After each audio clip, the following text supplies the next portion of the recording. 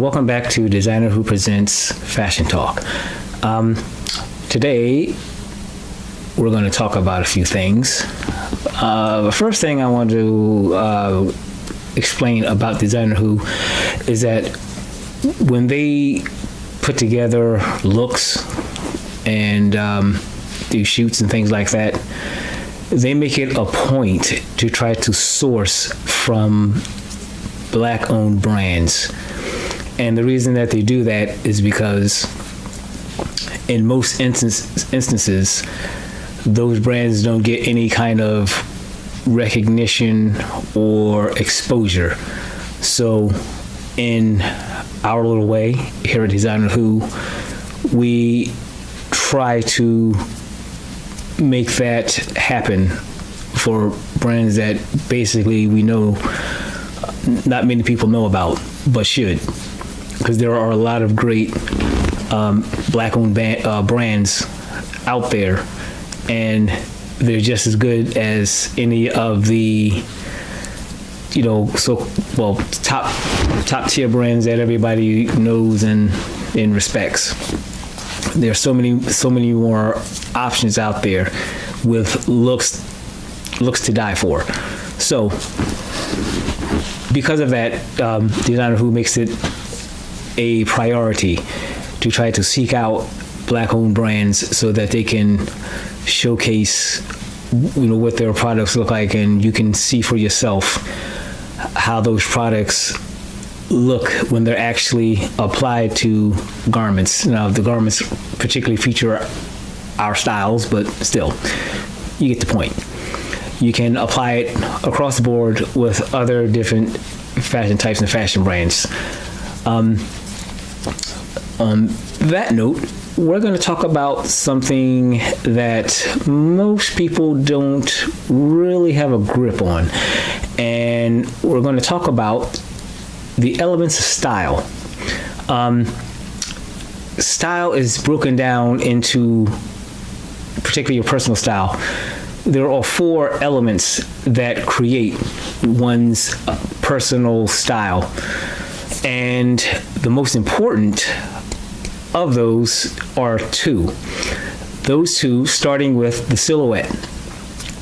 The silhouette is the shape of a garment and how it drapes, if it does drape. Some garments, they're not supposed to create a drape, but some garments, they are supposed to create a drape, and that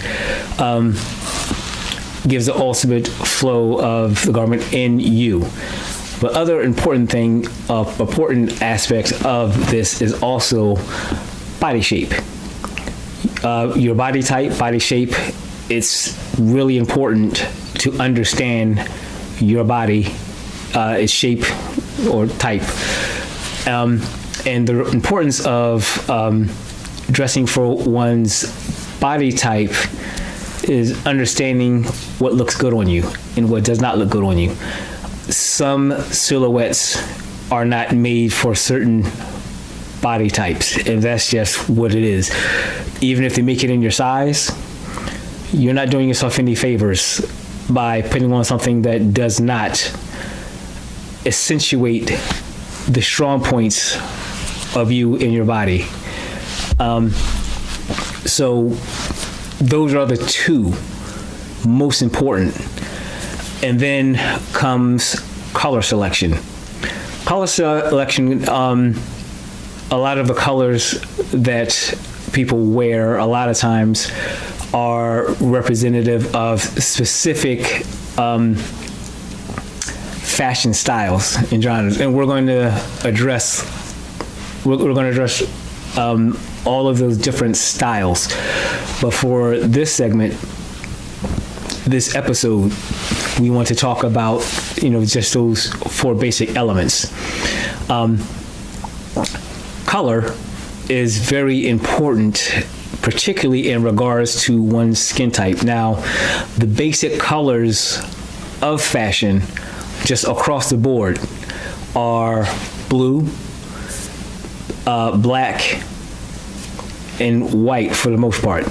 You can throw in browns or earth tones, but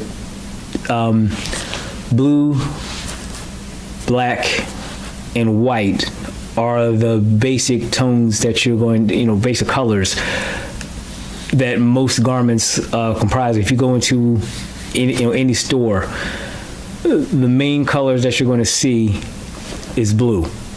Now, colors do change season to season, and it's kind of fascinating how they will take, some of the most basic, simple colors and put a new name to them, and voila, that's the quote unquote trend that everybody's following. A prime example of that would be, what was that color? It's after a particular nut. Pistachio, that's it. Pistachio was really big in 2006, 2007. And pistachio was really a color for women's shoes. Now, what pistachio really is it can lie between yellow or a greenish yellow or even neon green, really bright. And that's quote unquote pistachio. Now for me, I'm looking at it like, you say pistachio and all I see is neon green. But maybe just me. But that's how the industry creates buzz for the new seasons, new colors or whatever. They're basically constantly reinventing the wheel. So the important aspect of colors, though, is knowing what colors look good on your skin. Basic colors, those basic colors I just told you about, black, blue, and white. And for better, you can throw in, reds are, have a commonality, but they're not as common as those three. And they kind of go with style, within whatever trend is going, and even specific fashion styles will focus on one specific color. But the other importance is also understanding the colors is also balance and rhythm. And what balance and rhythm is like when you see an outfit that's perfectly balanced and perfectly flowing, it just goes. So, for instance, if I'm wearing, this is a basic color combination, black and blue. So, if I'm, say, wearing a pair of blue jeans, a black sweatshirt or top. Oh, by the way, in the last video, the sweatshirt, the designer whose sweatshirt that I was wearing was actually a forest green. It kind of looked like it could be black because it's a dark color anyway. But sometimes on film, colors seem even more darker, so it might be hard to tell what color they are. But yeah, that sweatshirt was a forest green. I like forest green. I like green, actually. And it kind of surprised me early on, but I really like green and the different shades of green. But anyway, enough about me. But say a black shirt with blue jeans and a black pair of sneakers or shoes or whatever, depending on the garment archetype. That creates a balance in color, but also a rhythm, because everything is flowing. Visually, everything is flowing in a symmetrical sense, in a symmetrical way. So the balance and rhythm is also another important aspect to fashion and fashion looks, because every look that you can think of revolves around balance and rhythm. And I don't care what style it is that you're rocking. There's always got to be some sort of balance and rhythm to it. And if there's no balance or rhythm to it, then that's when you come across as kind of looking crazy, or it's like, wow, did you get dressed in the dark, or did you just roll out of bed and just throw in the first thing that you could pick up off the floor with no consideration? That's why. Color combination and how the garments in the silhouettes of the garments go with each other, even prints. That's all a part of the flow, the vibe, and the rhythm of your look. All of that is it's included in that balance and rhythm. But it's really important to know what colors look good, what colors look good on you and what colors don't. It's really important. I remember I was working at, I'll give you two stories. Story number one, I was working for the JCPenney plantation. And I remember I was walking past and I seen this guy. He was looking through dress shirts, and he picked out this color. It was a really vibrant. I can't say it was necessarily. It had a yellowish tone to it, like a yellowish, almost earthy. It's like an earth tone with a yellowish hue to it. And he was looking at me. I could see that he was looking to get this shirt, and I just had to stop and say, look, that color does not look good against your skin. And he paused for a minute, and he was like, what? I said, that color doesn't look, that's not going to look good against your skin. And he was like, thanks. He was about to make a terrible, terrible mistake. Awful. And I prevented that. Pat on the back for me. But anyway, it's important to know what colors do look good on you. And I'll give you, for me, an example. I remember when I was in high school, my mom bought me this Adidas sweatshirt. And back then, I loved Adidas. I mean, Adidas was the brand, and part of the reason why I had such love and fellowship for Adidas is because Run DMC, when they came bursting onto the scene, they were sponsored by Adidas. And they had the song, the classic hip hop track, My Adidas, walk through cosmic storms, shell tops, and then they had the banging, Adidas sweatshirts, Adidas. It was Adidas made, but some of them had Run DMC on it. It was the business. Anyway, she bought a color that I never had. It was lavender. And I was like, huh. But, sure, shucks. Adidas sweatshirt. Mom bought it. I rocked it. And I put on, I didn't even give any thought of color, balance, or rhythm. None of the above. But I would wear it with either a blue jean or a black tracksuit pant or something like that. Sneakers. Most of the time, it was, sweatshirt. So you just kind of chilling out in public or whatever, still presentable. But because it was Adidas, I knew I was fly. And I remember I went into I had taken this class, and the guy that was the instructor of the class, he looked at me and he was like, wow, that color looks really good on you. I'm like, oh, okay. And oddly enough, prior to that, I had an art teacher, and when I wore that sweatshirt, she had said that, wow, that color looks really good on you. And I'm like, huh, interesting. I couldn't see it, But hey.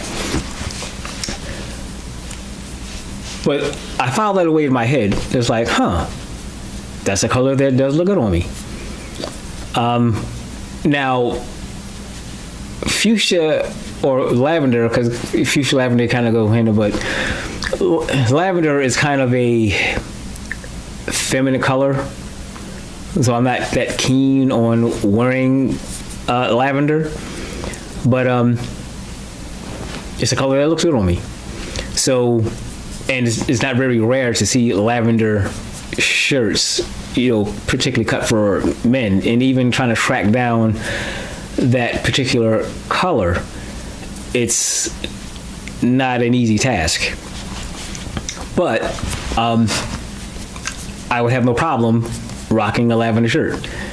I would make sure if I'm rocking it that it would be balanced off correctly so that it just flows and then makes your skin pop. When you have a color that works well with your skin, it creates a type of glow to you and about you that you just can't get anywhere. It really makes you pop and stand out. And that's, when it comes down to, even when I'm talking about silhouettes, the way a garment is cut, your body shape, garments that are going to mask off your problem areas and accentuate your assets. That's what it really comes down to. It almost reminds me of, what my cousin was explaining to me what engineering is all about. The engineering is really about masking taping, masking off sounds that don't sound good or dull an overall track, and then applying effects to accentuate other aspects of particular sound instruments, in particular. But it's all masking and taping. So you're turning the knob here to sonically phase out, something that might be happening, in the background that you don't want, and turning up another knob equalizer to enhance the articulation of a particular sound, the main sound that you're trying to, that you are capturing. So it's all the same thing. Even in the fashion world, it's about masking and taping, masking your areas that don't make you look good and accentuating the aspects of you that are more flattering. That's what it really comes down to. So, and I'll give you an example of a situation of garment choice that does not work for one's body type. For instance, the muffin top. The muffin top is woman or man who is wearing a pair of jeans, pants, skirt, or whatever that's too small for them. And what happens is they squeeze into it and you see the fat hanging over the waistband. It's not flattering, and it creates what we call the muffin top. And if you then pair that with, say, like a short tank top that's showing your midsection, you've just made the ultimate fashion faux pas, because everything that you're wearing is accentuating everything that's bad of your build, and you masked off the things that accentuate your physique. So that would be an example of that. And if I can find a picture, I will put that. I will give you an example of a muffin top. It is not flattering at all. Not even a little bit. Not even a little bit. But that's also people who want to believe that they are smaller than they actually are. And that goes back to what I talked about in the last episode with sizing. How an industry will basically make women in particular believe that they're smaller than what they actually are. And when you have that warped perception of yourself, now you're presenting a warped presentation of yourself to the world. Not good. Not good. Not good at all. Not good at all. So those are the 4 basic elements of style. And they are important because without those 4 basics and basic understandings of style, anything that you put together is going to be off. And it's just not going to look good. So, with that said, I'm going to find an image of a muffin top and I'm going to post it, put it up so that you can see what I'm talking about. And then after that, we're going to go to one of my other favorite segments of this program is the introduction of a new look of Designer Who. And again, because keeping with the theme, it's cold and it's wintertime, we're going to show you another winter garment. This one is going to be a coat.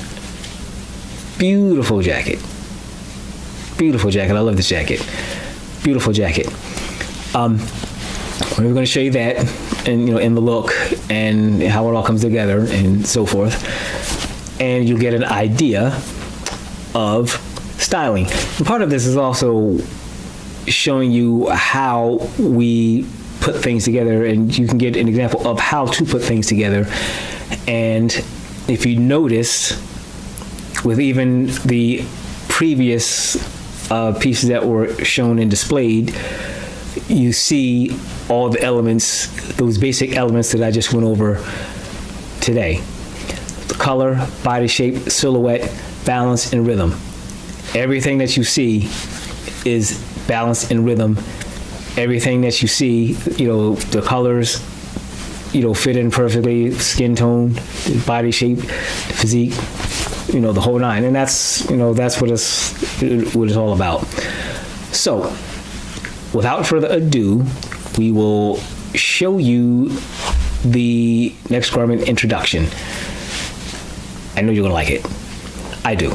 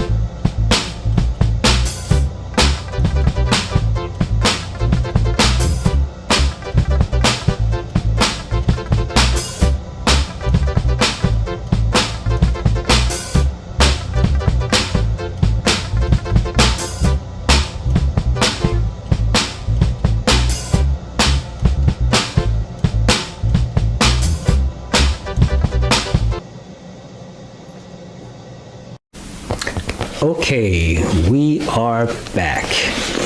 Now, I hope you loved the jacket and the whole outfit that was put together. It's fire. Fire. Fire. The whole thing, with the exception of the shoes, is a Designer Who production. They put a lot of time and thought into what was done. And the coat is extremely warm. Extremely warm. I mean, in that coat, when it's 20 degrees outside, you don't feel a thing. Not a thing. And I'm cold-natured, so if I'm telling you that that's a warm mamma jamma, you best believe it's a warm mamma jamma. And it's fly to boot. But anyway, my other segment that I love is to promote a brand, and it's also in the category of an accessory.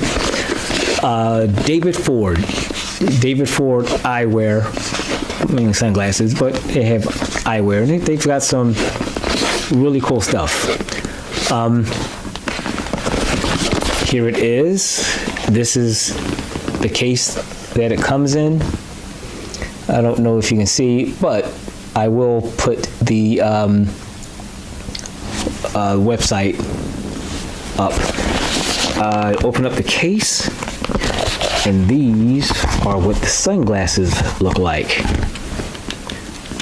These bad boys. These are called the Panthers. This is, I think, Panther 3 collection. That's how you got the Panther on there. And I love these sunglasses. Love them. High quality. They're just as top-notch as Fendi, Ray-Ban, Gucci, if they make glasses. I can't remember if Gucci makes glasses. Definitely top-notch, like Oakley. These are something to behold. These are something to behold. Beautiful eyewear. Beautiful eyewear. Beautiful. And I like it. See, there's nothing like. There's just nothing like the perfect look.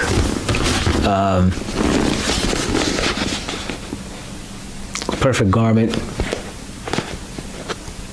Perfect, shoes to go with the garments. Eyewear, belt, socks. And it's all just flowing in this flyness. It's like when you're walking out in public, in your style, in your purpose, and half of the time you're not even aware of it. But when someone sees you, it's like a sensory overload. You might get complimented on one specific thing, but there's so much flyness going on. It's just like, wow. I just can't take it all in. That's when you know you've made a statement. Now let's go into the tips. It was usually a tip, but I forgot to add in my fashion tip in the last episode. So I'm going to make up for it in this one. And the first tip, which is important, I don't see it as much nowadays, but there was a time where this was the so-called style. I never understood it, never will, but please, for the love of God, Never wear a necktie that's the same color as your shirt, or even the same material as the shirt. What I'm referring to particularly is, I remember in the earlier part of the century, the early turn of the century, where and it's just, well, we'll say about 12 years ago. 12 years ago, there was this look where men, they would wear a necktie, the necktie with the shirt, same material, same color, and they thought they were something. And I remember even when I used to watch football. I don't watch football anymore, and the reason why I don't watch football anymore is because they booted Colin Kaepernick out of the league because he stood on principle. Didn't harm anybody, didn't say anything to anyone, but he stood on principles of what he believed in. The injustice that happens every day with black people, and the basically the two-tier justice system, whereas we get thrown under the jail, crushed by the full weight of the law and everything that can throw at us, including being executed on the streets just for existing. And the dominant society does whatever it wants with impunity, and at worst they get a smack on the wrist and a pat on the head. You naughty boy, you're a good boy, but you did a naughty thing, even if they murdered someone. But I digress. But anyway, there was a football commentator for ESPN. I can't remember his name, but he had this odd style. And this man thought he was dressed to the nines. His pants, shirt, tie, and jacket were all the same color. He looked like a fool. And I just never understood. It was almost like looking at a talking wall, because there's no no distinction of anything. It's ridiculous. And if with some of them, they would take maybe like a gold tie clip or whatever to try to add a little dimension, but it looks ridiculous. Absolutely ridiculous. You look like a wall with a head on top of it, talking. Don't do it. If it ever comes back, please, for the love of God, do not follow along with that ridiculous fashion trend. I don't know how it started, whoever started it should be drug out in the streets by the fashion police and shamed. Shame! Anyway, the second tip, which is another important thing, and I became aware of this recent trend, and it's this thing where, particularly at funerals, morbid enough, but no one seems to wants to bother to put on a suit. Do not go to a funeral or any event that's respectable wearing a t-shirt. And we talk about funerals, and the thing is wearing a t-shirt with the person's face on it. It's tacky. It's so inappropriate. And it's a form of disrespect, because for one's grand send-off, you can't even be bothered enough to put on a suit and tie to show respect, not only for the person that's transitioned, but for yourself. Your appearance shows the world how you feel about yourself.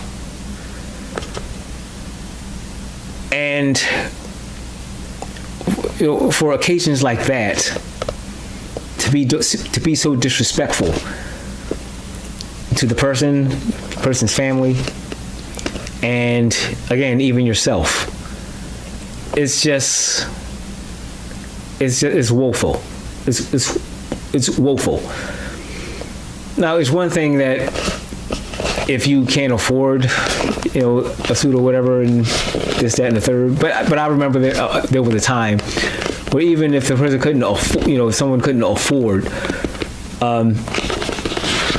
the proper clothing or didn't have the proper attire, or couldn't go out and buy it, that the community will collectively come together and make sure that said individual had the proper things to go to such an occasion.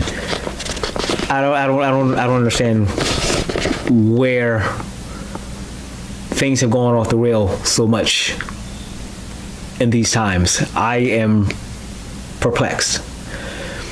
Another no-no for funerals is, particularly, I'm going to say, Western funerals, or even more specific, Christian funerals.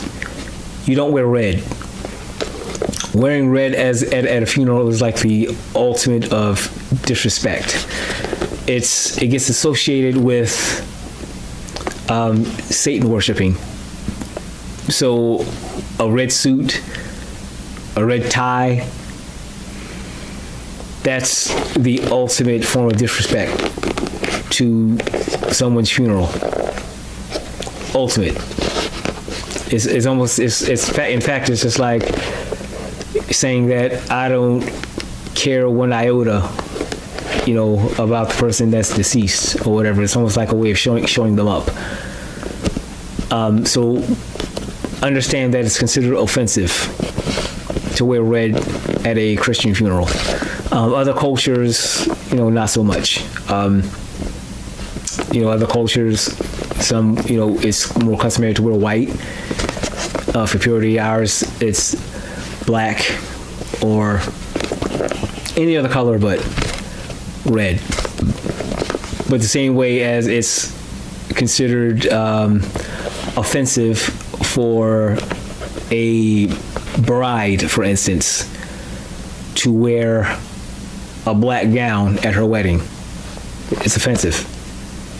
Even for women, it's considered offensive to wear, a black dress at a wedding, because it signifies that you're in mourning for, the nuptials that are taking place for whatever reason. So those are the tips that I have for this segment. But while I'm thinking about it, I want to say something, just about the social construct of today. Honestly, I don't understand it. I am at a complete loss as to how to interact with the society in this day and time. I am completely at a loss. I just don't understand where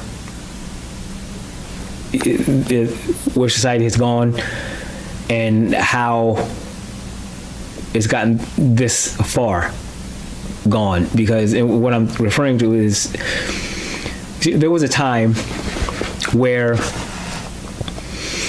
it wasn't a big deal to walk up to somebody that you didn't know and introduce yourself and have a conversation.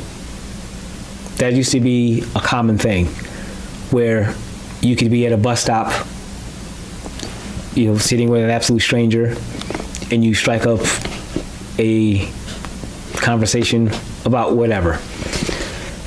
And what's important about being able to communicate with other people is that you can get an idea of where another person is. You can get an idea of a different perspective of something. It's not to say that you're going to necessarily agree, with every person that you meet or whatever, but the ability to learn or see, get exposed to different perspectives, that's important. It's very important in understanding where someone is coming from. And when you have those understandings, it's easier to resolve conflicts should they arise. When you are operating out of a place of fear, it degrades the social construct. So you don't have the tools and the ability to be amongst people that are different from you. And a lot of where we are today is because people don't want to experience different points of views. People are afraid of different people for fear that, something's going to happen to me if I speak to someone that I don't know. That's how a lot of friendships were formulated. I mean, when I lived abroad, the majority of the people that I was friends with or made friends with, they came up to me and just started conversations. And I am all the better for that. It's a society whereas, people are afraid if you get too close, or let alone if they speak to you at all. I don't understand it. Even when you talk about the realm of dating or so forth. Dating through social apps, hookups and, dating websites or whatever, that's so unnatural. Whatever happened to walking up somebody that you thought was attractive on the street and shooting your shot that way? If you got shot down, oh well. You laugh it off and keep it pushing. On to the next one. Now we're at a place whereas, if a woman politely declines, you have men assaulting women for declining. That's savagery. I don't understand it. If something wrong with an individual that if he or she, but in this sense, if he doesn't get the results that he wanted, that he has the result of violence against a woman that you're naturally stronger than, that's a pussy move. And if you could be friends with somebody that would do that to someone, you're a pussy too. There's something wrong with you. Men don't roll with pussies like that. If you a pussy in the pack, you gotta go. That's the way it used to be. That's when men operated with honor and integrity, a moral compass for what's right. Where we are today, I don't understand it. I don't understand it. I never thought I'd see the day where women would aspire to be whores. Never thought I would see it. That was unheard of. Now being a whore is something to be, to be aspired to be. Being a punk is something to be aspired to be. What's considered high value is basically some materialistic BS. And as long as you got money, everything is cool. But if you're a person that stands on something, stands on morals, stands on principles or whatever else, you're considered a chump. Those are the things that I stand on.